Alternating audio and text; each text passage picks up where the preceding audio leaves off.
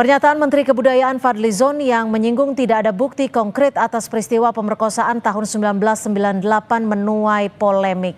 Kita akan membahas hal ini bersama dengan Direktur Eksekutif Amnesty International Indonesia. Sudah ada Mas Usman Hamid. Kami juga telah mengundang perwakilan dari Partai Gerindra, namun dalam diskusi kali ini belum ada yang bersedia hadir. Selamat petang Mas Usman, terima kasih sudah bergabung bersama kami di Kompas Petang. Kompas TV, selamat petang Mbak Cynthia. Ya, Mas Usman, kalau dilihat dari polemik ini setelah diklarifikasi, apa yang seharusnya dilakukan oleh Fadlizon soal pernyataannya terkait dengan pemerkosaan di tahun 1998 saat tragedi, perlu bukti dan juga dinilai tidak ada buktinya? Ya, ada beberapa pernyataan yang bisa dibedah dari apa yang disampaikan Menteri Kebudayaan. Yang pertama, ia menyatakan mengutuk dan mengecam keras berbagai bentuk perundungan dan kekerasan seksual pada perempuan yang terjadi pada masa lalu dan bahkan masih terjadi hingga hari ini. Ia juga menyatakan bahwa kekerasan seksual terhadap perempuan adalah pelanggaran terhadap nilai kemanusiaan yang mendasar. Karena itu, pernyataan semacam ini seharusnya mencegah seorang menteri untuk mengatakan peristiwa kerusuhan Mei dan perkosaan massal di dalamnya sebagai rumor. Karena pernyataan itu justru memberi kesan bahwa keyakinan dari Menteri Kebudayaan bersikap paradoks, bersikap mendua. Di satu sisi mengecam tindakan perkosaan massal, tetapi di sisi lain seperti meragukan kebenaran dari peristiwa itu. Sementara ia bukanlah otoritas yang mengetahui kebenarannya. Menteri Kebudayaan, siapapun menterinya, bukanlah menteri yang dilibatkan di dalam penyelidikan atau pencarian fakta oleh tim gabungan yang dibentuk oleh Presiden Baharudin Yusuf Habibie. Menteri-menteri lain yang dilibatkan ketika itu di luar urusan kebudayaan, dari mulai Menteri Pertahanan, Menteri Hukum atau Menteri Kehakiman sampai dengan Menteri Urusan Perempuan. Karena itu seyogianya Menteri Kebudayaan menyerahkan masalah itu kepada menteri-menteri yang memang terlibat di dalam penyelidikan tim gabungan pencari fakta. Nah, yang kedua, kalau dikatakan ini tidak ada katakanlah buktinya secara hukum atau tidak bisa diuji secara akademik, apakah ia seorang praktisi hukum? Apakah Menteri Kebudayaan seorang akademisi? Bukan. Karena itu sekali lagi serahkanlah pada ahlinya, serahkanlah pada otoritas yang mengetahui kebenarannya. Rumor itu ya. Tapi gini Mas Usman, ketika seorang Menteri Kebudayaan menyatakan hal tersebut, perkosaan massal 98 adalah rumor, apakah ini bisa dikatakan sebagai sikap dari pemerintah? Karena ia adalah petugas ataupun mohon maaf adalah bagian dari pemerintahan. Kalau dilihat dari pernyataan Menteri Kebudayaan saja, sulit itu dipandang sebagai mewakili pemerintah. Tapi kalau dihubungkan dengan pernyataan menteri-menteri lainnya atau dugaan keterlibatan dari orang-orang dalam pemerintah, bisa jadi.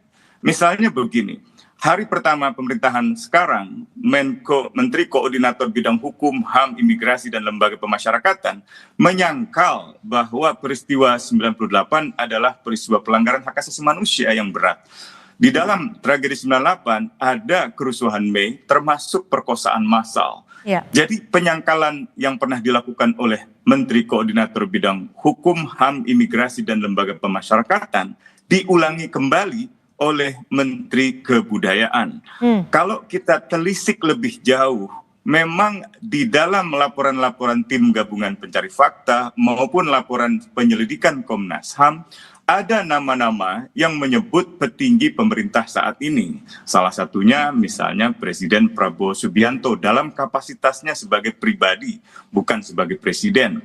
Yang kedua adalah Syafri Samsudin yang sekarang menjadi Menteri Pertahanan, yang di dalam rekomendasi nomor 2 dari tim gabungan pencari fakta harus dimintai pertanggungjawaban sebagai Pangkoops Jaya ketika itu. Nah, dengan demikian muncul kesan bahwa penyangkalan ini adalah penyangkalan pemerintah. Apakah ini, mohon maaf saya potong, karena ini berkaitan sekali dengan statement Anda. Apakah penyangkalan yang Anda sebut ini ada korelasinya dengan penulisan sejarah ulang? Bisa jadi, karena kalau kita lihat naskah awalnya yang sudah diperbincangkan di harian Kompas, di Kompas TV dan lain sebagainya, terlihat sekali hanya 2 peristiwa pelanggaran HAM di masa lalu yang dirancang penulisannya. Yang pertama adalah peristiwa Tanjung Priok tahun 84, di sana juga ada kekerasan terhadap etnis Tionghoa. Yang kedua adalah peristiwa Talangsari, Lampung tahun 1989. Di luar itu termasuk kerusuhan Mei dan juga perkosaan massal tidak ada. Jadi wajar jika masyarakat sipil atau publik mencurigai bahwa proyek penulisan sejarah resmi negara saat ini itu menghapuskan bagian-bagian sejarah yang penting gitu. Mengapa Anda sebut ini sebagai proyek? Seperti perkosaan massal. Mengapa Anda sebut ini penulisan sejarah ini sebagai proyek? Proyek kan untuk menyebut kegiatan seperti pada umumnya proyek-proyek kebijakan itu hal yang biasa, dia tidak memiliki konotasi apapun.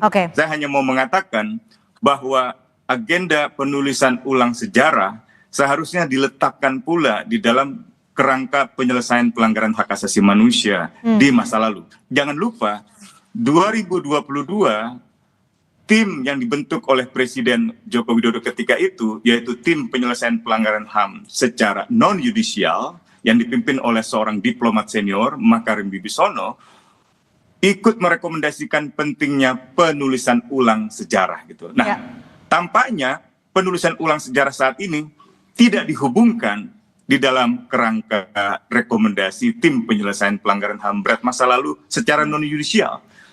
Tampaknya pula penulisan ulang sejarah ini hanya untuk melayani kepentingan pemerintah. Kecenderungan untuk memuliakan pemerintah, kekuasaan, atau kecenderungan untuk mengutamakan kepentingan yang bersifat sloganistik seperti nama baik bangsa. Artinya apakah bisa dikatakan terkait konteks tanggung jawab moral pemerintah terhadap tragedi Mei 1998 ini diabaikan? Berhati-hati. Bagaimana? Apakah ini artinya konteks tanggung jawab moral pemerintah terhadap tragedi Mei 1998 ini diabaikan? Kelihatannya demikian. Kelihatannya keraguan-raguan itu pun juga muncul karena kekhawatiran bahwa peristiwa itu bisa menjadi semacam duri di dalam daging atau mencoreng nama baik bangsa. Padahal seharusnya didasarkan pada rasa keadilan korban, rasa kemanusiaan pada korban. Tidak bisa kepentingan yang dianggap besar seperti slogan-slogan kepentingan nama baik bangsa dan seterusnya mengesampingkan kepentingan korban yang mengalami ketidakadilan. Jadi seharusnya kehati-hatian akademik, kehati-hatian legal yang dimaksud oleh Menteri Kebudayaan juga dicerminkan dari pernyataan-pernyataannya yang hingga hari ini masih bersifat penyangkalan. Namun penyangkalannya bergeser dari penyangkalan yang literal, yaitu menolak total adanya perkosaan massal, menjadi penyangkalan yang bersifat interpretatif. Oh oke, ada perkosaan, tapi bukan massal. Padahal massal tidaknya sebuah perkosaan, massal tidaknya sebuah perkosaan itu bisa dilihat dari beberapa sisi. Sisi jumlah korban, bisa juga sisi jumlah pelaku. Kalau seorang perempuan mengalami perkosaan dari banyak orang, banyak pelaku, itu bisa disebut sebagai perkosaan massal.